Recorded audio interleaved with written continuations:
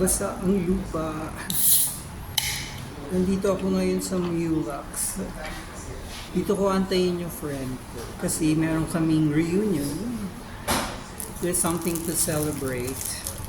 Medyo mga 1 month or 2 months lang delayed yung celebration. McKinley West ang punta. But it's easier for me to go to Mulax. At it's easier for me to go to McKinley West. Kung sasabay na lang ako sa friend ko, anong gagaling dito sa Cubao area. New Manila, Cubao area. Pero dito ko siya sa Mulax, sa El Domingo, antayin. Kasi parang mamamalengke pa kami. Dun sa Araya. Ang call time namin is 6:30. But I decided to leave the house ng maaga. Kasi syempre, kahit mag-train to train ako, baka puno, mahaba ang pila. So, andito na tayo ng maaga. Kasi mamaya mahaba ang pila, mag-ulan, basa. At least nandito na ako sa area. Kain muna tayo ng Mulax and Saimada. Yan. Ang laki. They have smaller sizes, pack of something, but they don't sell the small ensaimadas individual. So kung kakain dito, I can only buy the big ones. Ayun naman. Dinner yung pupuntahan natin, pero unahin lang natin itong merienda. And it's my first time to really come inside. And Domingo is a core memory to me kasi I studied in Aquinas for 4 years in high school. I live in Cubao. So to go to Aquinas, kailangan kong mag-jeep ng 2 beses. Sasakay dyan sa Arayat, papuntang Agora Market sa San Juan. Then another jeep going to Aquinas. So kung doon sa first jeep from Arayat to Agora Market, dito dadaan sa harap ng El Nino Apartel. So those of you who do not know Nino Mulak owns the building where this is located. He also owns this. So parang puno ng artista dati dito. I think hindi ko alam kung si Lorna Tolentino ba nakatira or si Andy Austria. Tapos the famous makeup artist and stylist, Fanny Serrano, had a boutique here too. So may instances na pagdadaan ng jeep, makikita mo siya either tumatawid dyan or nandoon sa harap ng boutique. So itong grupo na to, matagal ko na silang hindi nakikita. Except si Maui and saka si Ann Pipe. Nakita ko pa sa burol ni Mr. Victorine who recently died last year. So matin ako nun. Pero si Rax, hindi ko pa siya nakikita since I don't remember when, before pa the pandemic. So makikita ko lang silang tatlo ngayon na magkasabay. May isa pa si Pai, but I think Pai is in Mindanao. Medyo delayed na itong celebration na to. One day, si Mau congratulated my friend. Hindi naman nila kinuwento doon. Mag-ano na lang daw, mag-dinner. Pero hindi natuloy yung dinner kasi nagkasakit yung host. Tapos marami na nangyari. Tapos the other week, naumusta ako. Sabi ko, kumusta na? Magkita na tayo bago maging stale na yung news. Actually, since hindi man ako active sa industry, I don't really know what's happening. And I did not naman bother to ask. Because I also want to know the success directly from the horse's mouth. Or yung nandiyan na sila, diba? Iba yung energy. Plus the fact na I've not joined them as a group for a long time. They met up New Year's or a few days after New Year, but I was in Cebu. So hindi ako nakasama.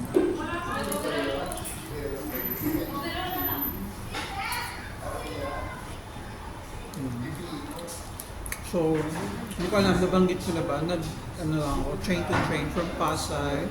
Nag-train ako papuntang Doroteos. Then, it might bore you, but for those people who do know, sa Doroteos station, LRT to magko-connect siya dun sa LRT that goes to Antipolo.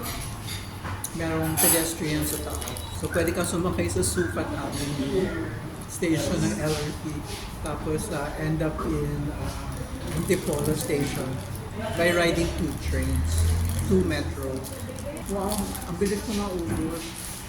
Kakakain ko lang. Actually, PTT and I had a very late lunch. Nagmunggo ako. Tapos sinaluan ko ng fish.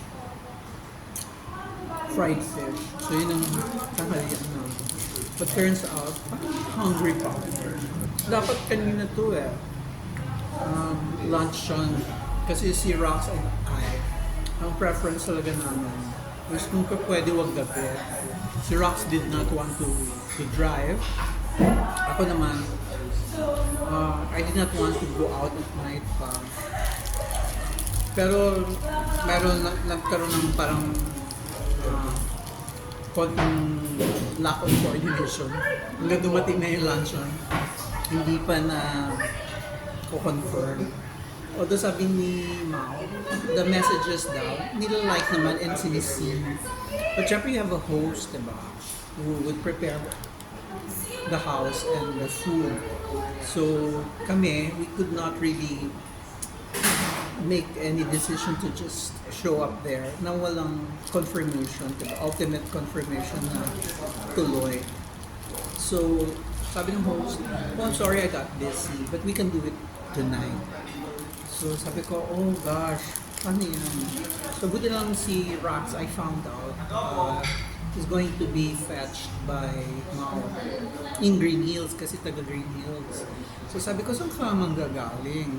Diyan sa New Manila area. New Manila / Cubao borders. So sabi ko, sasabay na lang ako. I'll be coming all the way from Pasay to Cubao para makisabay. Because that setup, although iikot pa ako, mas madali sa akin than if I were to grab going to McKinley West. Na parang alalayuan ako, namamahalan ako mag-grab. Plus, I used to live in this area naman. So parang mas gusto ko to. Sabi ko nga in my other vlog, any reason that would bring me back here, I would take it. Any opportunity.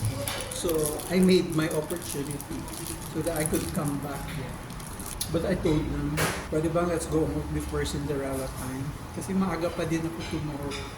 Because may gender reveal naman kami na brunch on time. Eh syempre, you still have to wake up, commute, going to the gender reveal. So ang alam ko, mamamalengke pa kami.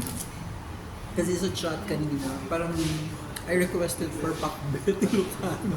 Because of that, may production number tuloy. Because syempre the house in McKinley did not have all the ingredients. So si Mao, who is an Ilocano, said, okay, I have the ingredients, but not everything. So, dadaan muna kami ng palengke dyan sa Araya. So I hope, while I'm vlogging, I'm already killing time. Makatalikod naman siguro yung mga tao. No? Because hindi ako hirap na hirap akong mag-blur ng images. I don't know if it's because I have a small screen, but if I watch the mga videos, how to blur, iba naman yung tsura ng screen nila sa DaVinci. But they had bigger screens, so maybe that's why. But anyway, kung meron ka lang i-blur, edi okay lang din.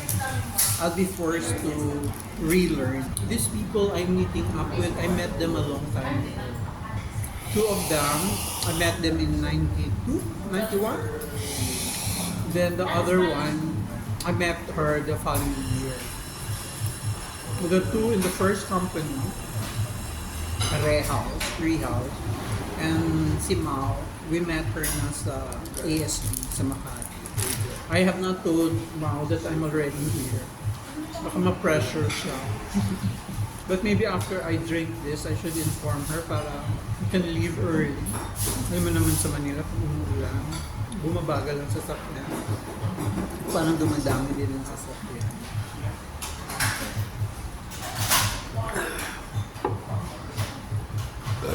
Oh, sorry. Okay. Okay.